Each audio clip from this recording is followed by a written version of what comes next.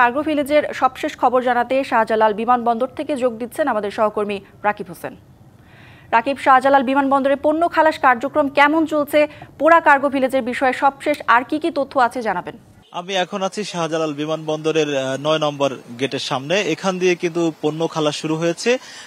এখন পর্যন্ত 3টি শিপমেন্ট হচ্ছে ডেলিভারি দিয়ে দেওয়া হয়েছে এবং যারা আমদানিকারক তারা হচ্ছে শিপমেন্টগুলো আজকে নিয়ে গেছেন। সবশেষ দুপুরে একটি শিপমেন্ট হচ্ছে ডেলিভারি দেওয়া হয়, সেগুলো হচ্ছে নিয়ে যাওয়া হয় এবং এখন আরো 3-4টি শিপমেন্ট অপেক্ষায় রয়েছে ডেলিভারির। সেগুলো হচ্ছে বিকেল অথবা রাত নাগাদ হচ্ছে সেগুলো খালাস করা হবে, এমনটা কিন্তু এখানকার যারা সিভিল এভিয়েশন কর্মকর্তা রয়েছেন এবং বিমানের যারা কর্মকর্তা রয়েছেন তারা আমাদের জানিয়েছেন। একই সঙ্গে একটা শঙ্কার কথাও কিন্তু এখানে যারা ব্যবসায়ী রয়েছেন তারা আমাদের জানিয়েছেন। তারা বলছেন যে আসলে এখানে ভারী যেসব মালামাল রয়েছে সেগুলো পরিবহন করার জন্য যেই গাড়ি দরকার সেই গাড়ির সংকট কিন্তু এখানে রয়েছে, এমনটা তারা বলছেন। তো পণ্যের চাপ বাড়ে সেক্ষেত্রে এসব মালামাল আসলে পরিবহনের ক্ষেত্রে তাদের বেগ পেতে হতে পারে, এমনটা আশঙ্কা করছেন। একই সঙ্গে যদি আমি বলি তাহলে এই যে কার্গো ভিলেজ, সে কার্গো ভিলেজে কিন্তু আসলে আমি সকাল থেকে আপনাদের খবর জানাচ্ছিলাম, কার্গো ভিলেজে দমকল কর্মীদের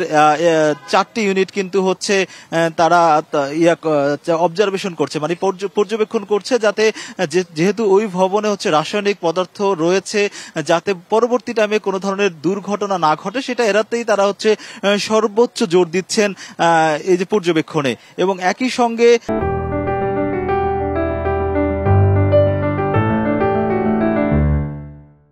যেসব একটি তদন্ত দল রয়েছে ফায়ার সার্ভিসে, সেই দলটি আজকে দুপুর নাগাদ আসার কথা ছিল, তারা এখনো পৌঁছাননি।